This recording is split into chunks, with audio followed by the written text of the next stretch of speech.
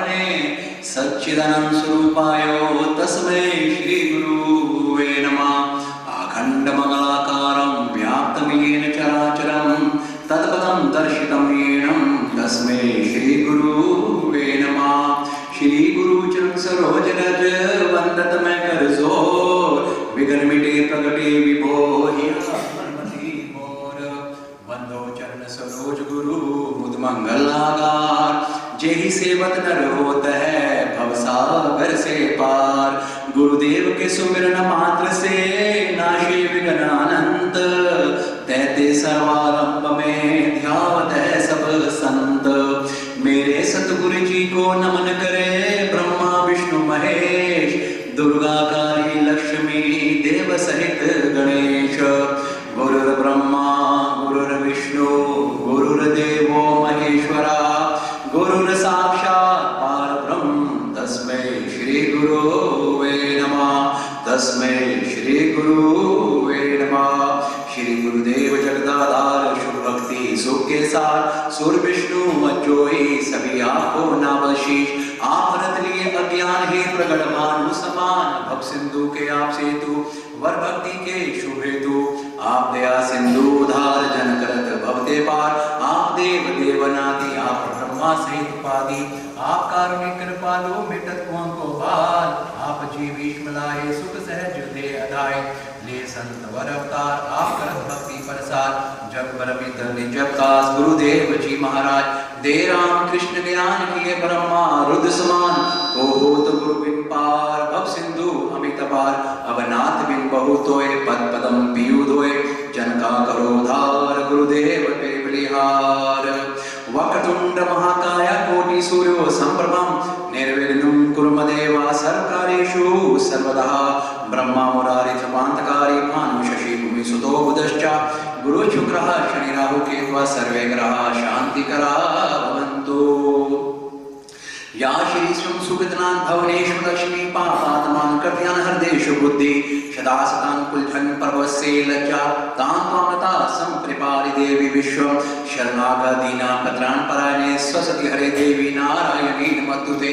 सब स्वरूपे सर्वेशे सर्वशक्ति संविते भय भयहस्त्राहिनो देवे दुर्गे देवी नमस्तुते। सर्वमंगल मांगल्ये शिवे सर्वार्थ साधिके शरणे त्र्यंबके गौरी नारायणी नमस्तुते।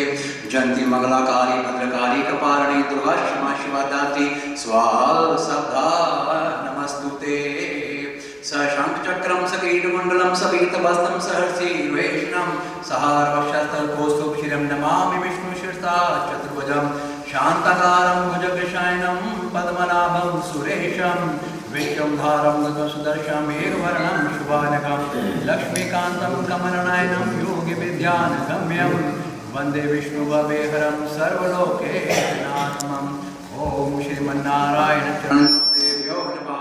श्री श्री माता चरण कमलेभ्यो नमः। शेषनाग बाबाय नमः। शेष बाबासनाय नमः। वैकुंठधामाय नमः। संपूर्णायुधाय नमः। शिवाय नमः। शंकराय नमः। गौरीश्वराय नमः। भक्तप्रहलादाय नमः। भक्तप्राय नमः। नारद मुनि बाबाय नमः। गुरुध्वजाय नमः। सब त्रिशो चरण कमलेभ्यो नमः। भाव की जी वाले की जय बाबा की जी के सब सिद्धों की जय हो। जगत गुरु स्वामी परशुरामाचार्य चरण कमलेभ्यो नमः। भक्त वत्सल शरणागत वत्सल घटघटवासी सद्गुरु बाबा चरण कमलेभ्यो नमः। त्वमेव माता च पिता त्वमेव त्वमेव बन्धो च सखा त्वमेव त्वमेव विद्या च द्रविणं त्वमेव त्वमेव सर्वं मम देव देव। बाबा जो जाकी शरणे बसे ताको ताकी लाज। हे गुरुदेव हम आपकी शरण बसे आपको हमारी लाज। बाबा आपको हमारी लाज। प्रेम से बोलो सद्गुरु भगवान की सांचे दरबार की श्री लक्ष्मी नारायण भगवान की। 2 मिनट के लिए भगवान का नाम स्मरण कर ले। श्रीमन नारायण नारायण नारायण श्रीमन ओम मन नारायण नारायण नारायण मन नारायण ओ लक्ष्मी नारायण नारायण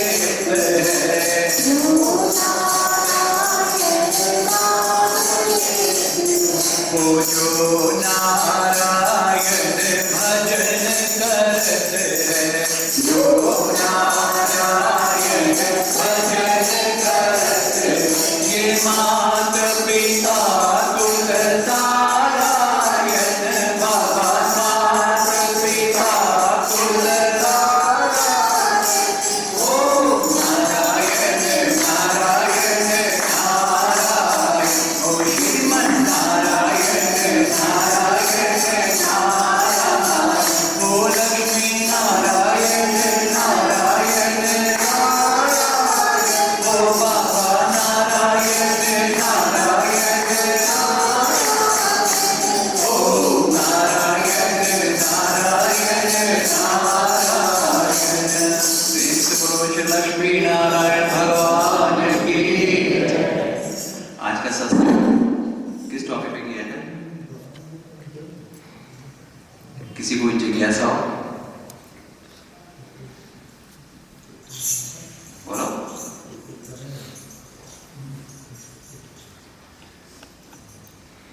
अपनी मर्जी का करो, अच्छा तो सत्संग करो, आप ही करो। सत्संग हमें तभी आता है जब किसी को जिज्ञासा होती है। अगर जिज्ञासा ना हो तो इंसान पूर्ण ज्ञानी है, ब्रह्म ज्ञानी है। या तो आप सोचो आप ब्रह्म ज्ञानी हो, नहीं ऐसा नहीं। तो फिर बोलो, जिज्ञासा होनी चाहिए, मतलब तभी आता है। देखो सत्संग जो है, जो हमारे गुरुदेव समझाते हैं, सत्संग इसलिए जरूरी होता है कि सत्संग में हमारी जो बुद्धि है, हमारा जो मन है, इसके ऊपर बहुत ज्यादा भ्रम होता है, संशय होता है। ये सच और सत्य को देख नहीं पाती, स्वीकार नहीं कर पाती। मन संसार में रहता है, जैसे एक मछली एक गंदे पानी में रहती है, वो बिना उस पानी के मछली बाहर निकालते हैं तो मर जाती है। ठीक उसी प्रकार से हमारा मन और बुद्धि जो इस वक्त भी आपके शरीर में है, मेरे शरीर में है, ये इस संसार में, इस संसार को विभव सागर बोलते हैं, भवकूप बोलते हैं, कीचड़ खाना बोलते हैं, दुखाले। हमारा मन और बुद्धि इस संसार में रहकर दूषित हो चुकी है, विषैली हो चुकी है, सही नहीं देख पाती। इसलिए हमारा जैसे वो मछली पानी के बाहर आके मर जाती है, ठीक उसी प्रकार से हमारा ये मन और बुद्धि इस संसार के बिना चल नहीं पाता। जिस प्रकार से वो मछली उस पानी में नहीं रह पाती है, ऐसे ही हमारा जो मन है, हम जो सारा दिन अपनी गृहस्थी में रहते हैं, हमारे मन के अंदर केवल संसार बसा है। वो संसार में क्या बसा है? हमारी कामनाएं, हमारा मोह, हमारे विषय, हमारे वासनाएं। केवल संसार में हमारा मन जो संसार की वस्तुएं हैं, जिनको हम पदार्थ बोलते हैं, इनको ही प्राप्त करना चाहता है। आप नोटिस कर लेना कि आपका मन जो है वो सारा दिन संसार के बारे में चिंतन करता है। संसार बोले तो शरीर, दूसरे का शरीर, पत्नी, बाल बच्चे, रिश्तेदार, उन शरीर से जो आप ट्रांजैक्शंस करते हो, कहीं से आपको मोह हो रहा है, किसी शरीर से घृणा हो रही है, किसी से राग हो रहा है, किसी से द्वेष हो रहा है, या संसार में जो पदार्थ हैं, कोठी, बंगला, गाड़ी, सोना, चांदी, हीरे, या हमारा मन इनका चिंतन कर रहा है। मैं और संग्रह करूं, और होना चाहिए, और होना चाहिए। मतलब या तो व्यक्तियों का चिंतन करता है ये मन, या पदार्थों का चिंतन करता है मन, नॉन स्टॉप, अनस्टॉपेबल। ऐसा होता है या नहीं होता आपके साथ? 24 घंटे हमारा मन, इसका मतलब जैसे मछली उस पानी के बिना नहीं रह पाती, ऐसे ही हमारा मन और बुद्धि जो है इस संसार की विषय वासनाओं में, जिसे मोह बोलते हैं, उसके अंदर इतनी ज्यादा ये संलग्न होती है कि ये परमात्मा के लिए चल ही नहीं पाती, परमात्मा को याद ही नहीं कर पाती। जिस सत्संग के लिए हम यहाँ आते हैं, उस सत्संग के सच्ची बातों का ये चिंतन ही नहीं कर पाती। तो मेरा कहने का भाव यह है, दो चीजें समझना बहुत जरूरी है। सत्संग में इंसान तभी आके सत्संग का फायदा उठा सकता है जब वो ये सोचेगा कि मैं सत्संग में क्यों आया हूं। हमारे गुरुजी ने बहुत डिटेल में, गहराई में इस बात को हम चेलों को समझाते थे कि जब तक तुझे सत्संग में आने की इच्छा बोलते हैं, तीव्र इच्छा वो पैदा नहीं होगी। क्योंकि सत्संग, जैसे यहाँ बैठे हो आप, ये समझ लो जैसे किसी कपड़े को वॉशिंग मशीन में डालना हो, वो प्रेस करके ऑन करना हो, वो कपड़ा तभी धुलता है। ठीक उसी प्रकार से सत्संग समझ लो एक वॉशिंग मशीन है, वो केमिकल है बातें। हमारे मन और बुद्धि के ऊपर जो इतना बड़ा राग द्वेष विषय विकार रखे हुए हैं, उनकी सफाई तभी होगी जब हम सत्संग में आते हैं। इस बात को तो आप स्वयं अपने अंदर झांक के देख लो कि क्या आपका हृदय 24 घंटे खुश रहता है? जवाब दो। 24 घंटे प्रसन्नचित्त रहता है? क्या आप टेंशन प्रूफ जिंदगी जीते हो? क्या आपके जीवन के अंदर ऐसा नहीं है कि कोई कामना तंग नहीं करती? क्या ऐसा है कि कोई कामना नहीं? किसी को रोगों से दुख पाना है, किसी को धन की प्राप्ति करनी है, किसी को बाल बच्चों का दुख सुख लगा हुआ है, अलग अलग प्रकार के सबको दुख और सुख तंग कर रहे हैं। हमारी जो सांसें हैं, हमारी जो प्राण शक्ति है, जो लिमिटेड रह गई है सबकी, हम सबके शरीर में हमारे जो प्राण हैं एक लिमिटेड रह गए हैं, ज्यादा नहीं है किसी के पास। उसे भगवान का भजन में वो प्राण शक्ति नहीं लगा रहा। हमें ये भी जानते हैं, जैसे हमारे गुरु समझाते थे कि दो बातों को भूल मत, समय बड़ी बलवान, पहले एक मौत को, दूजे श्री भगवान। कि बेटे दो बातें रोज याद रखना। एक कि हो सकता है कि आज का दिन मेरा अंतिम हो, जब मैं यहां से जाऊंगा तो ऊपर पूछा जाएगा यमराज के घर पे कि तुझे भेजा था इंसान बना के, मेरे लिए क्या लाया है बता। ये पूछा जाए, ये सत्य है। वो ये नहीं पूछेगा मैं जितना मर्जी आंसर दे दूंगा कि मैंने पैसा कमाया, शादी की, बाल बच्चे किए, ये किया, वो किया, वो इसकी कोई सुनवाई नहीं है उस ऊपर लोग में। वो नहीं मानेगा। वो एक ही बात पूछेगा कितना भजन किया है, कितना तूने परहेज किया है, कितना सत्संग की भाषा में चला है, कितना मेरे गुरुओं पर, साधु संतों पे तूने श्रद्धा रखी है। वो सिर्फ ये पूछेगा कितना तूने नारायण हरि स्मरण किया है, ये बता। उसका कोड वर्ड दे रखा है यमराज को, बिन भजन तिल ना माने। नहीं मानेगा, बड़ा निष्ठुर है। कौन? यमराज। तो पहले एक मौत को और दूसरे श्री भगवान, वो लक्ष्मी नारायण, उनको भूल मत। मगर हमारा मन, हमारी बुद्धि याद ही नहीं करने देती। अपने अंतरात्मा में झांक के देखो, हम भगवान को, गुरु को कब कब याद करते हैं? जब जब संकट होता है, जब जब कोई चिंता होती है, जब जब कुछ मांगना होता है। क्या केवल हमने भगवान को पाने के लिए याद किया है, प्रेम किया है भगवान से बिना कामना के?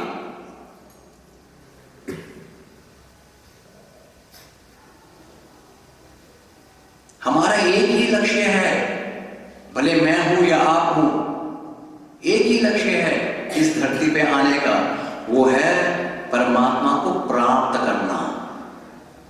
इसके अलावा कोई लक्ष्य नहीं है। बाकी तो शरीर की इच्छाएं हैं। इतना बड़ा शरीर, कितने पतले, कितने अन्न खा लिए, कितने कपड़े पहन चुके हैं, क्या मिला आज तक? ये तो शरीर के लिए हम कर्म कर रहे हैं। परमात्मा के लिए कौन सा कर्म? हरि स्मरण, नाम स्मरण। कौन सा वाला? भाव वाला, प्रेम वाला, श्रद्धा युक्त होके प्रेम से जब भगवान का नाम पुकारे, फॉर्मेलिटी वाला नहीं। क्योंकि वो अंतर्यामी इस वक्त भी आपके मेरे हृदय में बैठ के देख रहा है कि भाव क्या है। वो भाव नोट कर रहा है धर्मराज इस वक्त भी। आपके अंदर बैठ के, मेरे अंदर बैठ के भाव देख रहा है, नोट करता है। इसका भाव क्या है? इसको मेरी इच्छा है या नहीं, या फॉर्मेलिटी के लिए आया है? वो भाव नोट करता है ठाकुर। उसके बंदे हैं, वो चित्रगुप्त देवता यहां पे बैठा नोट करता है कि रीडिंग। रीडिंग भाव नोट करता है। भाव क्या है इसका? फॉर्मेलिटी कर रहा है, दिखावा कर रहा है, ढोंग कर रहा है, वो अंतर्यामी सब जानता है। सत्संग में आने का एक ही फायदा है गुरु के पास, वो गुरु भाव देता है, भाव। और बिन भाव रीजे नहीं, वो नागर नंद किशोर, बिन भाव के वो रास्ता नहीं है। यूं तो यहां भी है, हम खूब कहते हैं घटघट वासी है, घटघट मेरा साइया सूना घट नहीं कोए, बलिहारी उस घट की जिस घट हरि प्रगट हुए। ऐसा कहते हैं, हर घट में है। गुरु नानक साहब भी कहते हैं, जित घट वसे पार ब्रह्म सो ही सुहावा ठाऊ जी, यम कंकड़ नेड़े ना आवई, जब रसना हरि गुण गाऊं जी। गुरु नानक साहब कह रहे हैं,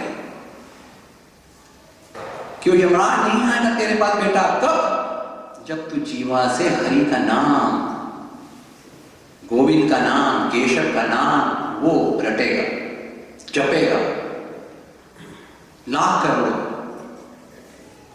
ये उसका नियम है। आप समुद्र के पानी मतने से शायद घी निकाल लो, मगर बिना हरि भजन के परमात्मा की प्राप्ति नहीं होगी, नहीं होगी, नहीं होगी। ये लिख लो, उसका भजन करना जरूरी है। बिना भजन तो हमारी गति चलती रहेगी, कभी इस योनि में कभी उस योनि में भटकते रहेंगे, कर्मों का फल खाते रहेंगे, भोगते रहेंगे। मगर इस बंधन से मुक्त होना है तो एक ही उपाय है, वो है हरि स्मरण। तो वो मन और बुद्धि जो मैं बातें बता रहा हूं, ये यहां तक पहुंच ही नहीं पाती। इस संसार में रह के मन बुद्धि इतनी विषैली है, इतनी चिंताग्रस्त है, इतनी मोहग्रस्त है। जैसे मछली का एग्जाम्पल दिया मैंने, आप उसको होश ही नहीं आती, उसमें चेतना भी नहीं आती, विवेक भी जागृत नहीं होता कि मैं क्या कर रहा हूं। मूर्ख, बहुत गई, मेरी उम्र इतनी चले गई, पता नहीं बाकी इतनी रह गई है, अब मैं क्या कर रहा हूं? अभी मैं भय से जीता हूं। अपने आप को हम जगाते ही नहीं, हमारी आत्मा बेचारी सोई पड़ी है। अजी ये सत्य तो आप सबने देखा, मैं भी देख रहा हूं। ये शरीर जब देहांत होता है, हम कहते हैं कि फलां, फॉर एग्जाम्पल मैं अपने पे लेता हूं, मेरी शरीर छूटता है तो घर वाले जाके शरीर को जलाएंगे। क्या बोलेंगे? राजू की डेथ हो गई। फिर 10 दिन बाद जो क्रियाकर्म कर रहे होंगे, पूछे किसके लिए कर रहे हो? ये पिंडदान किसके लिए कर रहे हैं? जो उनकी आत्मा के लिए कर रहे हैं। श्राद्ध करते हैं तो क्या बोलते हैं? उनके लिए कर रहे हैं, उनकी आत्मा को गति मिले। इसका मतलब मेरे शरीर के लिए नहीं कर रहे आप, शरीर तो जला दिया। तब हम सत्य बोल रहे हैं, तब हम वर्ड यूज कर रहे हैं बार बार, आत्मा। ये पिंडदान कर रहे हैं किसके लिए? शरीर तो राख हो गया, हम खुद हरिद्वार में रखा है, अब किसके लिए कर रहे हैं? आत्मा। अब यहां सत्य को स्वीकार कर रहे हैं, मरने के बाद उनकी आत्मा की गति के लिए हम ये कर रहे हैं, जो भी हम करते हैं, तब आत्मा शब्द यूज कर रहे हैं। और यही सत्य अगर इस वक्त अभी आप स्वीकार कर लो कि मैं आत्मा ही हूं, मैं वो शाश्वत आत्मा हूं जिसको श्री कृष्ण गीता में कह रहे हैं, ममे वांशो जीव लोके, मेरा अंश है तू। ये स्वीकार कर ले कि मैं उसका अंश हूं, अंश हूं, जीवात्मा हूं। मुझे ये शरीर दिया है पर मैं शरीर नहीं हूं। ये शरीर दिया है, मैं शरीर नहीं हूं। शरीर का नाम दिया है, इसे नाम दे दिया माइक, इसे नाम दे दिया हॉल, इसे नाम दे दिया लाइट। नाम देना पड़ता है, पर यह वास्तविक पहचान नहीं है। तो जब तक यह पहचान नहीं होती कि मैं आत्मा हूं, उसका, ठाकुर का, अपने नारायण का, गोविंद का, अनंत नाम है उसके, अविनाशी। मुझे शरीर दिया है, क्यों दिया है? क्यों दिया है? शरीर तो बात पशु जितने भी हैं उनको भी शरीर है। ऐसी क्या खास बात कर ली मैंने मानव का शरीर पाके, जो एक पशु कुत्ते ने नहीं किया? उसने भी 5 बच्चे पैदा कर लिए, अगर मैंने किया तो क्या कर लिया? वो भी खाना खाता है, मैं भी खाता हूं, तो क्या हो गया?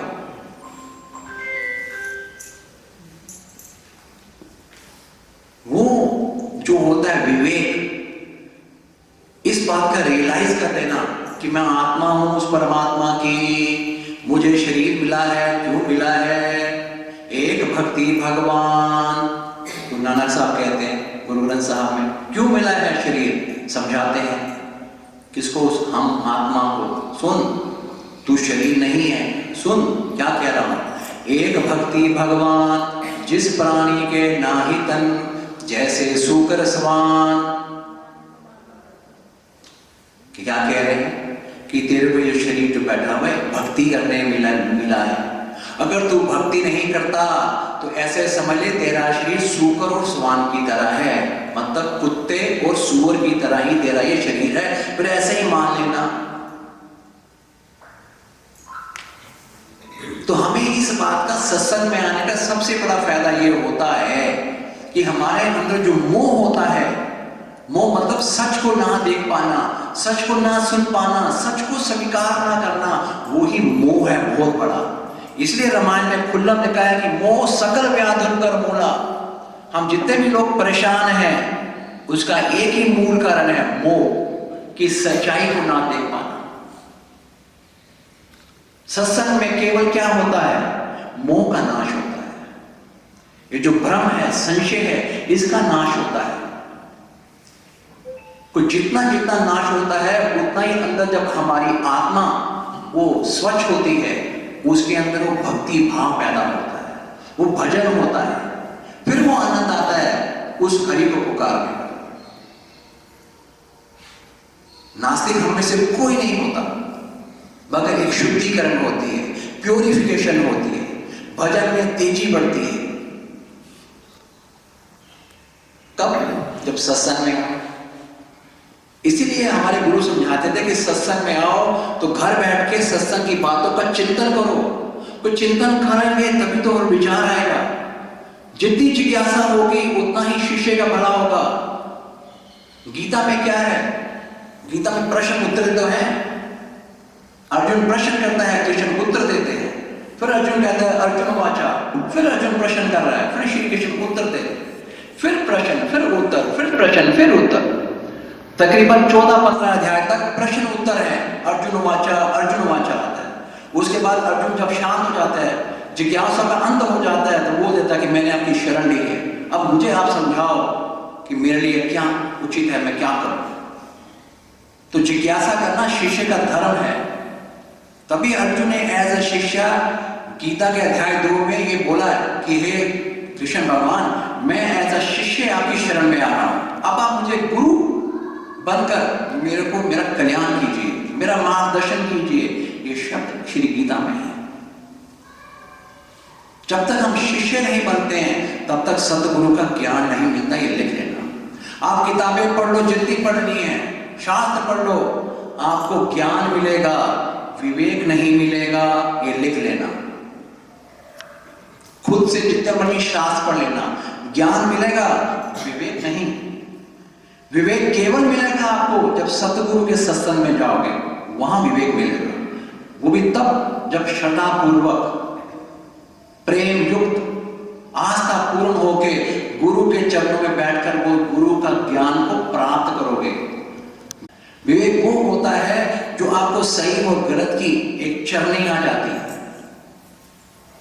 जैसे मैंने समझाया, जब ये विवेक अंदर ठान लो कि मैं तो आत्मा हूं, इस शरीर का नाम राजू है, इस शरीर का नाश होगा, मेरा नाश नहीं होगा, मुझे फिर अगला शरीर दिया जाएगा, फिर किसी और लोक में जाऊंगा, अगर वैकुंठ धाम में भी जाऊंगा वहां भी तो शरीर मिलेगा, वहां दिव्य शरीर मिलेगा। अगर बुरे कर्म गए तो पशु जोड़ी में आऊंगा तो वहां भी शरीर मिलेगा। शरीर तो सफरिंग के लिए मिलता है, इंजॉय करने के लिए या पूरे सफरिंग करने के लिए मिलता है। शरीर तो एक साधन है।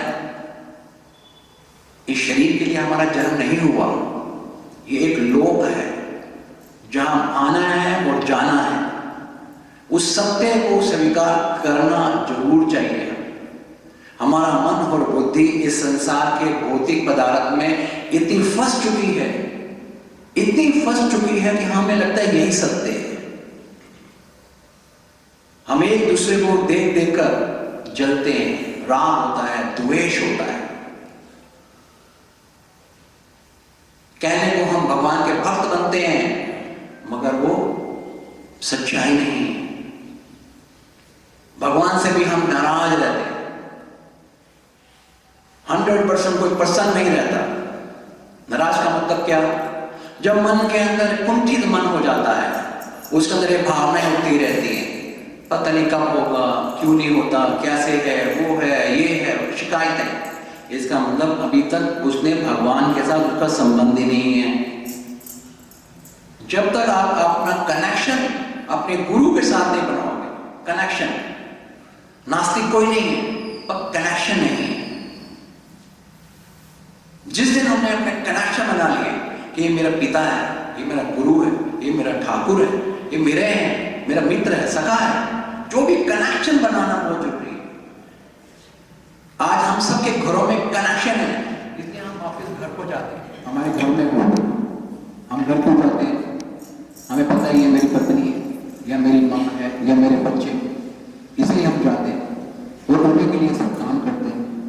जो कनेक्शन बनाते हैं हम अपने परिवार के साथ, अगर वही कनेक्शन हम अपने गुरु के साथ बनाए, अपने भगवान के साथ बनाए, अगर वो कनेक्शन अंदर से हो तो आप अपने गुरु के घर जाओगे, आप अपने भगवान के घर जाओगे। जिस प्रकार हमें सारा दिन चिंता रहती है, मैं अपने बच्चों के लिए ये कर दूं, पत्नी के लिए कर दूं, पति के लिए ये कर दूं, क्यों?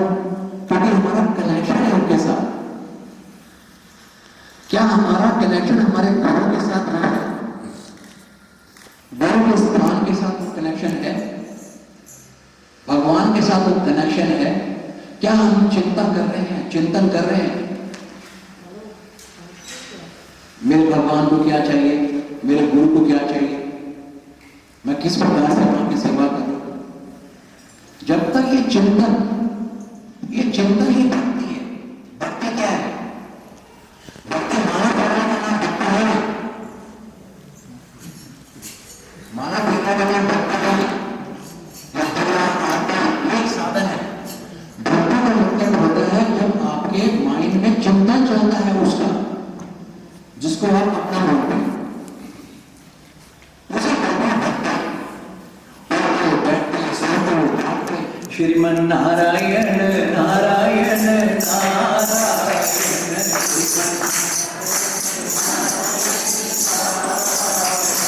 श्रीमन नारायण नारायण नारायण, बाबा नारायण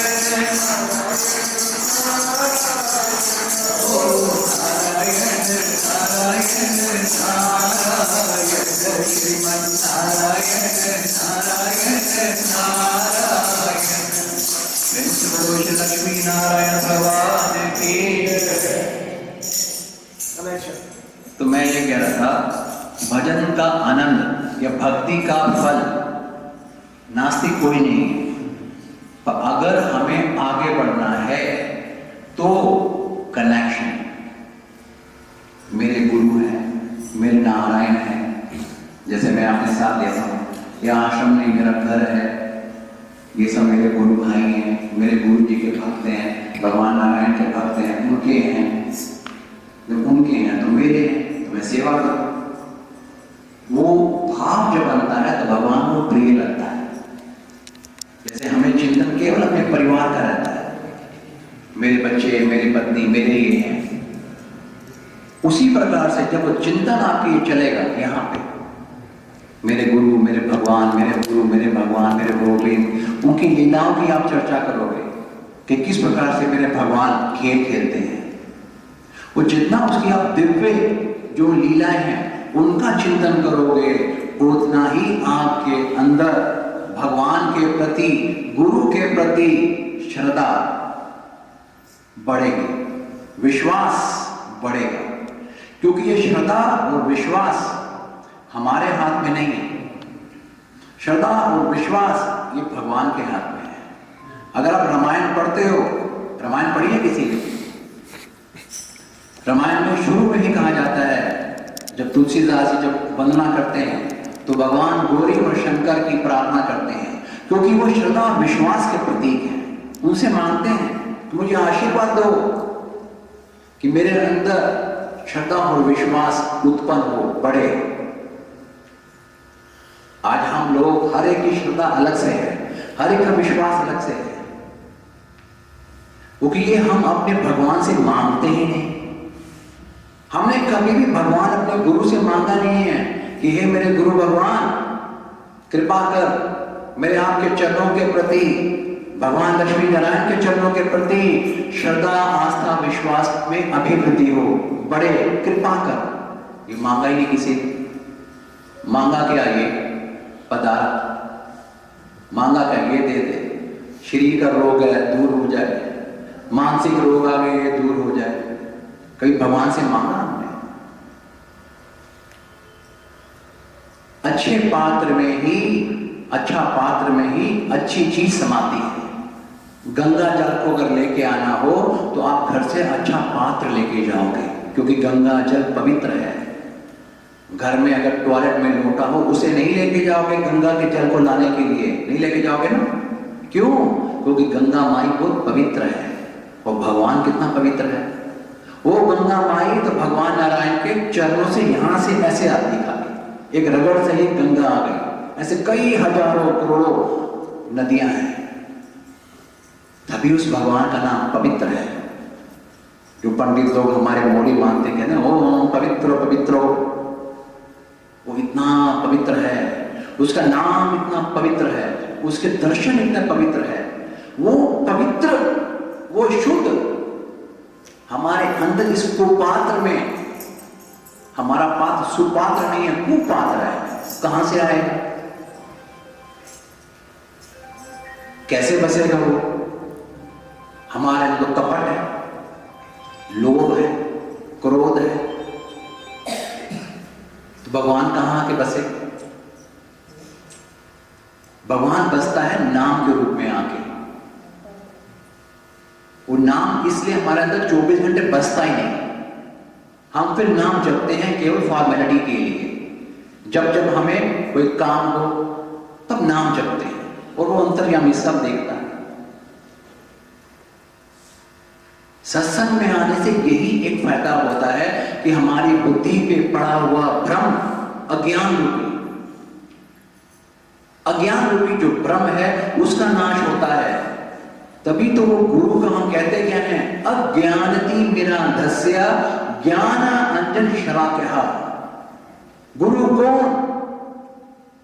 जो मेरे अंदर अज्ञान है, मैं जिनको सच मान के बैठा हूं, शरीर को सच, शरीर के आसपास के शरीर इनको सच, ये दुनिया के पदार्थ इनको सच, ये सब अज्ञान है।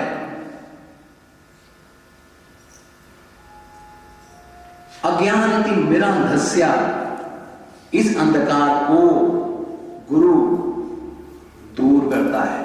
वो ज्ञान देता है जिससे सत्य का दर्शन हो। जिसे आप सत्य नारायण बोलते हो, सतगुरु बोलते हो, उसका दर्शन हो। वो सत्संग सी रगड़ से लगता है। तो भक्ति के अंदर सबसे पहले जरूरी है कनेक्शन बनाना। अपने अंदर अपने गुरु के प्रति, अपने भगवान के प्रति कनेक्शन बनाओ। कोई रिश्ता बना लो, उसको मां समझ लो, पिता समझ लो, ठाकुर समझो, जो समझना है समझ लो, एक रिश्ता बनाओ। उस रिश्ते से फायदा होता है। फायदा क्या होता है? एक अपनात्व की भावना पैदा होती है। ये फीलिंग आ जाती है मेरे हैं। इंसान फिर धीरे धीरे फीलिंग आती है मेरे हैं, मैं इनको नहीं बोलूंगा तो किसको बोलूंगा। फिर शुद्धिकरण होती है। शुरू में हम सब केवल अपने काम कराने के लिए गुरुओं के पास या मंदिरों में या भगवान के पास जाते हैं, केवल काम के लिए। कोई एतराज नहीं है, इसमें कोई गलत बात भी नहीं है। हम गृहस्थी हैं, कोई गलत बात नहीं है। पर कहता काम के बाद अब नाम पे आ जा, अब नाम सुमरन भी कर। केवल एक ही रोना मत रोता रहे, क्योंकि ये संसार के जो दुख हैं ये आप सब जानते हो। ये सब हमारे परत कर्मों का फल है। भगवान ने कोई हमें किसी को कर्ज नहीं किया हुआ, भगवान की तरफ से कोई सजा नहीं है। ऊपर एक डिपार्टमेंट है, कर्म विपाक डिपार्टमेंट, जैसे बोलते हैं लॉ ऑफ जस्टिस। कोई भी जाके अगर किसी का एक्सीडेंट कर दे या किसी को मार दे तो कानून पकड़ेगा, वो कानून का काम है। ठीक उसी प्रकार से जो हमने कर्म किए हैं वो कर्मों का फल हम भोगने को परतंत्र हैं, बाउंड हैं। आप मैं कोई भी हो, कर्म का फल ही भोग रहे हैं। इसमें भगवान को दोष देना हमारी बेवकूफी है, मूर्खता है। उसको स्वीकार करना चाहिए, भगवान के चरणों में विनती प्रार्थना करनी चाहिए, उससे मांगो, धैर्य मांगो, सहन शक्ति मांगो। वो कहता है ये जो है वो तो तू भोग, पर जो मैं कहता हूं वो कर। क्या कर? तू मेरी शरण में आ, तू मुझे स्वीकार कर। वो कहता है तू मुझे देख, मेरे को सुन, मेरे लिए कर्म कर, मुझे समर्पित कर। उससे क्या होगा महाराज? ये करूंगा तो कहता फिर मैं तेरे सारे कर्मों को मैं वहन करूंगा, मैं उठा लूंगा। कब? जब तू मुझ पर समर्पित होगा तो। असमर्पित इंसान उसी पे होगा जिसके साथ कनेक्शन होगा। भाई जब आज हम शरीर छोड़कर जाते हैं तो अपनी प्रॉपर्टियां पड़ोसी को नहीं देते, अपनी औलाद को देके जाते, क्योंकि कनेक्शन है ना। कोई ऐसा करता है कि अपनी संपत्ति को किसी और के बच्चे को देके जाए जिसको जानता ना हो?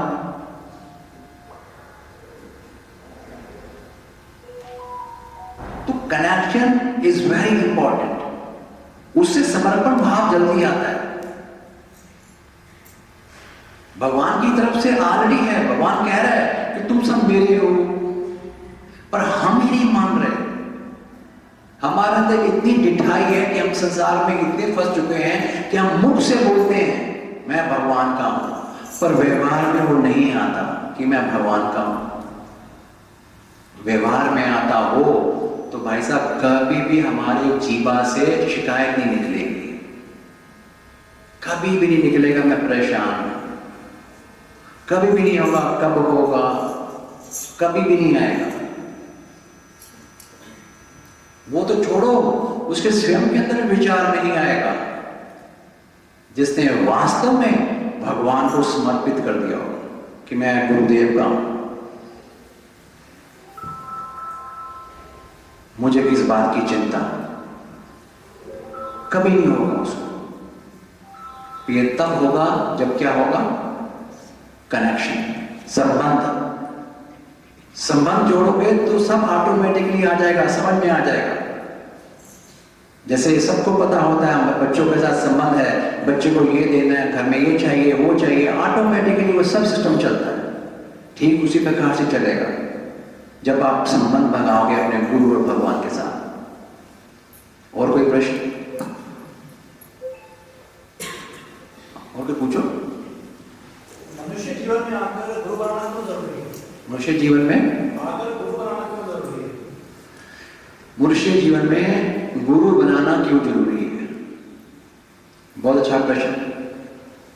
वो जितनी भी ये बातें बता रहा हूं ये वो गुरु ही है, उनकी कृपा ही है जो ये शरीर बोल रहा है।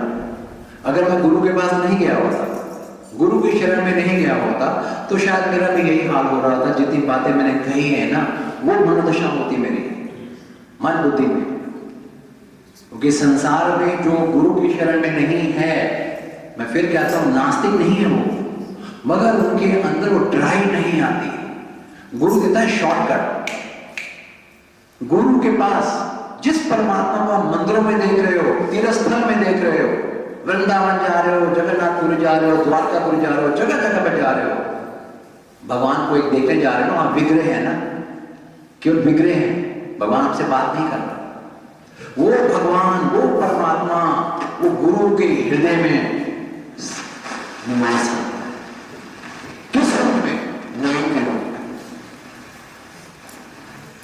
वो गुरु नाम के रूप में, वो भगवान नाम के रूप में गुरु के हृदय में निवास कर जाता है।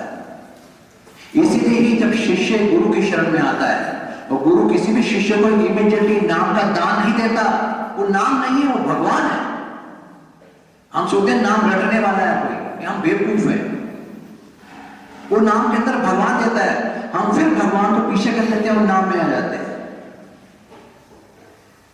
गुरु इसलिए जरूरी है, जिसको भगवान चाहिए है, शॉर्टकट है, कुंजी की, उसके पास भगवान की चाबी है। गुरु के पास वो भगवान देता है। काम तो छोटी बात है, वो भगवान दे देता है। अजी हम दिन रात पूजा पाठ करें, तिरुपति जाएं, जगन्नाथ जाएं, कहां जाएं, मन्नतें मांगे, क्या क्या नहीं करें, उल्टे कटक जाएं, क्या क्या करें, किसके लिए? कि भगवान की लक्ष्मी थोड़ी मिल जाए, इसके लिए ना। इसीलिए जाते हैं ना हम हर जगह पे कि लक्ष्मी मिल जाए, और वो खुद लक्ष्मी का पति।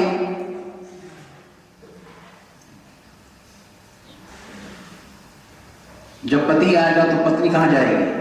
साथ में तो आएगी। और वो लक्ष्मी नारायण गुरुओं के कौन से गुरु? वो गुरु नहीं जो आजकल अपने आप से गुरु बन जाए। गुरु की पहचान होनी भी बहुत जरूरी है। हर कोई गुरु नहीं बनता। गुरु वो जो वहां से आते हैं, जिसके लिए रामायण में लिखा है, बंदहु गुरुपद कंड कमल परागा, कृपा सिंधु नर रूप हरि, महामोहतम कुंज जासु बचन रवि कर विकर। वो हरि ही गुरु के रूप में शरीर लेकर धरती में हम भक्तों के लिए आते हैं। मिलते उनको ही हैं जिनके पूर्व कई जन्मों की जो हमारी साधना भक्ति होती है उस नारायण के प्रति, वो नारायण ही गुरु का रूप लेके हमारे बीच में आ जाता है हमें तारने के लिए। शॉर्टकट। कोई सोचे मैं गुरु बना लूंगा, भूल जाए। भाई साहब गुरु है, गुरु कोई शरीर कोई नहीं है, कोई भगवान के साधु नहीं है, जिसको देवी देवता नहीं समझ पाते। ये वो गुरु। गुरु इसलिए जरूरी है क्योंकि गुरु हमें बताता है कि ये संसार है, संसार के ये नियम है। हमारे गुरु समझाते थे, जो प्रश्न आपने किया उसका उत्तर और देना चाह रहा हूं क्योंकि ये टॉपिक तो बहुत बड़ा है। एग्जाम्पल, हमारे गुरु कहते हैं जितने भी हम आध्यात्मिक बात में कोई साधु बने या सन्यासी या हम गृहस्थी, 4 ही फल लिखे हैं, धर्म, अर्थ, काम और मोक्ष। ये सुना होगा आपने। ये 4 फल हैं। कौन कौन से? पहला धर्म, दूसरा अर्थ, पैसा तो सबको चाहिए, तीसरा काम, सबकी कामनाएं पूरी हो, चौथा है मोक्ष। इन चारों की ही के लिए साधु हो या सन्यासी या गृहस्थी हो या कोई, ये सब केवल 4 फलों की प्राप्ति के लिए साधना कर रहे हैं। हमारे गुरु समझाते हैं। आपने पूछा गुरु क्या करता है? गुरु समझाता है मेरा, कहता बेटे पहला नंबर धर्म और चौथा नंबर मोक्ष। अगर तेरे को ये चाहिए है तो तुझे कर्म करना पड़ेगा। कर्म, धर्म के लिए कर्म कर तो क्या मिलेगा? मोक्ष मिलेगा। तो धर्म क्या है? संत का मार्ग धर्म की पौड़ी। गुरु नानक साहब कह रहे हैं। धर्म कहां मिलेगा? गुरु नानक साहब बता रहे हैं कि संत का मार्ग धर्म की पौड़ी। संत जो मार्ग दिखाए वही धर्म है बेटा। अब संत की भाषा तो तभी होगी जब संत के पास जाए कोई। घर बैठे थोड़ा ना भाषा आएगी। परहित सरस धर्म नहीं पाई। धर्म क्या है? परहित, दूसरों का हित करना ही धर्म है। तो सोच रहे आज हम दूसरे का हित कर रहे हैं। अजय हमारे अंदर तो द्वेष बुद्धि है, हमारे दिल छोटे हैं, हम किसका भला चाह रहे हैं? करना तो छोड़ो, चाहते भी नहीं है। तो धर्म कहां रहा? तो पहला है धर्म, चौथा है मोक्ष। तो गुरु कहते हैं मेरे बेटे अगर ये चाहिए तो कर्म करना पड़ेगा। और नंबर 2 जिसके लिए सब रो रहे हो, अर्थ और काम। हम सब रो रहे हैं, हम सब की ये बीमारी है। अर्थ और चाहिए, पैसा हो, अर्थव्यवस्था और काम, मेरी इच्छा पूरी हो। कहते बेटे इसके लिए विशेष कर्म की जरूरत नहीं है। ये तो तेरे पिछले कई जन्मों के व्रत कर्मों का ही संचित फल है। ये तो तेरे इस जन्म में थोड़े से प्रयास से सामने आ जाएगा। अगर मैं सोचूं मेहनत से आता है तो मुझसे ज्यादा मेहनत तो बाहर मजदूर करता है, जो लोगों की कोठियां बनाता है, उसके पास आना चाहिए। आपने जो पिछले जन्म में जो कर्म किए हुए हैं उनका ही संचित जो फल होता है वो होता है। तो अर्थ और काम जिसकी हम चिंता में घुले रह रहे हैं, ये तो थोड़े से पुरुषार्थ अगर है यहां पे तो आएगा। इसलिए गुरु ये जरूरी है। ये गुरु समझाता है कि भजन से सब मिलेगा, तू भजन कर। जब तेरा गुरु प्रसन्न है तो तुझे नारायण देगा, नारायण है तो लक्ष्मी तेरे पास आएगी। अरे तू लेने वाला नहीं देने वाला बनेगा, तू लेने नहीं देने वाला बनेगा। भजन कर, केवल भजन इसलिए नहीं कि मेरे दुख मिटाओ, मुझे ये दे दो।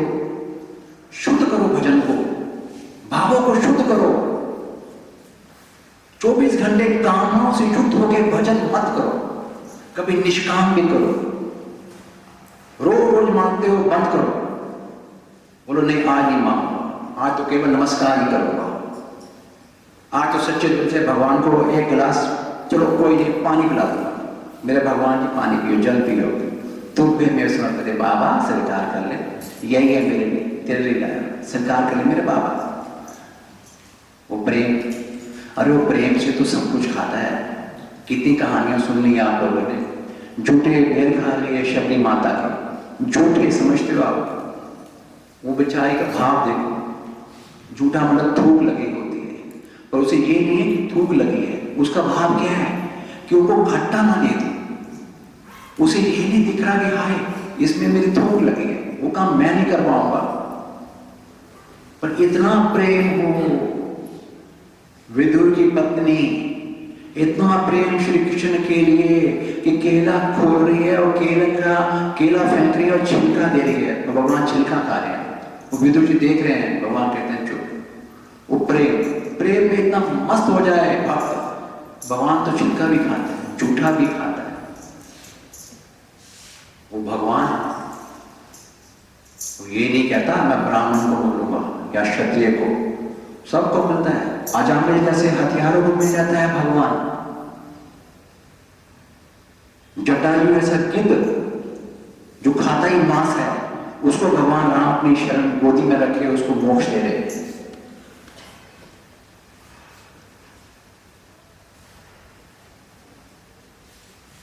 तो भगवान को क्या चाहिए? हमारे अंतरात्मा का प्रेम, अपनापन। ये चीजें गुरु सिखाता है। जब गुरु के पास आते हैं तो गुरु कहता है, गुरु धोबी है। एग्जाम्पल देते हैं, उपमा देते हैं।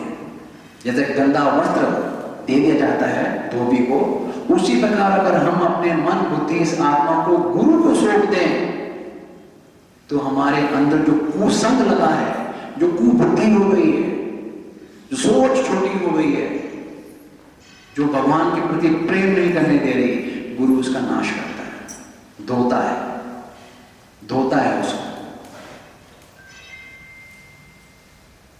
गुरु के पास केमिकल है, कौन सा? नाम रूपी केमिकल। तभी गुरु नानक साहब ये गाते हैं, नाम निरंजन नीर नारायण रसना सिमरत पाप बिलायन। कि जितना जीवा से हम उस भगवान का नाम स्मरण करते हैं, याद करते हैं, पीते हैं अंदर, तो क्या होता है? पापों का विलायन होता है। जो पाप बैठे हैं हमारी आत्मा के ऊपर मोटे मोटे, उनका नाश होता है। तब जब प्रेम करें। अब थोड़ी देर भजन कर लेते हैं और यही प्रेम करके कि मेरे वो गुरु, वो परमात्मा इस पर साक्षी भाव से विराजमान है, मुझे देख रहे हैं, मुझे सुन रहे हैं, तो अपनी अंतरात्मा में अपने चित्त से वो प्रेम भाव से उसका भजन करें। मन हो जा दीवाना रे, गुरु के चरणों में मन हो जा दीवाना रे, गुरु के चरणों में तेरी के खबरिया रे, गुरु की पद धर तेरी के खबरिया रे,